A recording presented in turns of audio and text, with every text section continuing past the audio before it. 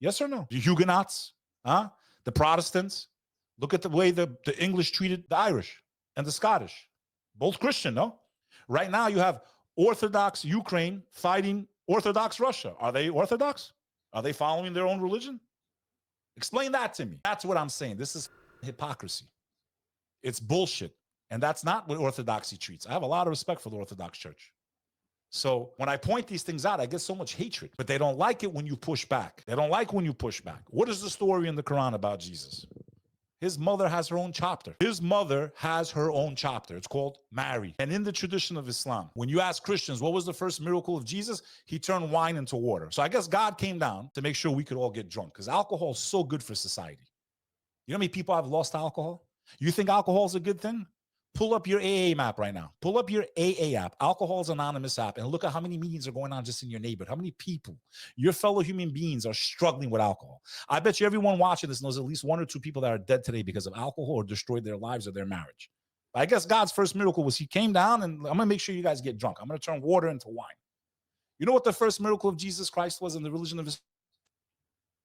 His mother was pregnant. She was a virgin. We believe she was a virgin, just like the Christians. We believe she was a virgin, untouched by any man. She was impregnated by the word of God. And because she was pregnant, she was under lock and key. Because the law of the Old Testament was if you commit adultery, you're stoned to death. So while she's pregnant with Jesus Christ, the Messiah, peace and blessings be upon him and her, the most important woman in the faith of Islam. But they'll never tell you that in the news. What does she do? When it comes time to deliver Christ, she goes into the wilderness. The Quran describes her as scraping the bark off of a palm tree. That's how much pain she was in. And God commanded her, when you go back to the town, whether it was Bethlehem or wherever it was, when you go back to the town, you will not speak to anybody. And if anyone speaks to you, point to the baby, point to Jesus.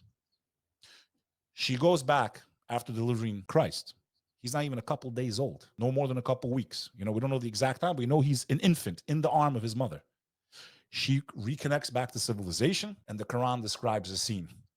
The Israelites all come out. Oh, Mary, what have you done? How do you have a baby? You are not married. You don't have a husband. They're surrounding her. They're calling her a whore.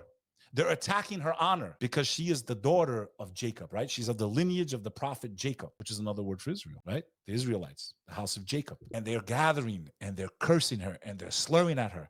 They see her carrying a baby, but she has no husband. She's not married. So what happens? The Quran says she points to the baby and Jesus speaks as a baby. That was his first miracle. Do not attack my mother, for she is blessed in this life and the next. And me, I'm the Messiah you wait for. His first miracle was to defend the honor of the Virgin Mary.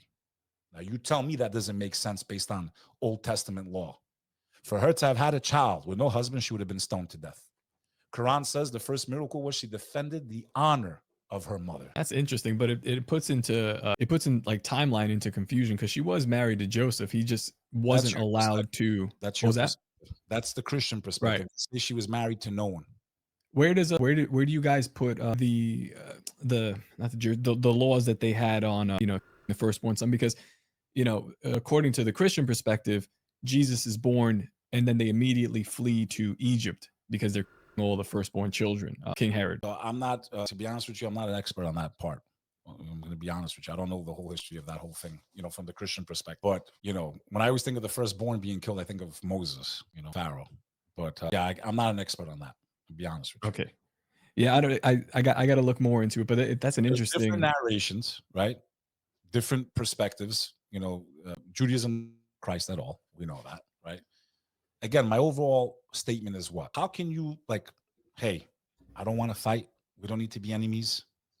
We all have had horrible leaders make us do horrible things to each other, right? In essence, right? We both believe this human being was sent by God, whether it was God or not God, that's a whole nother argument. But we can agree we both love him. We can agree we both say he's the Messiah. We can agree that he will come back towards the end of time.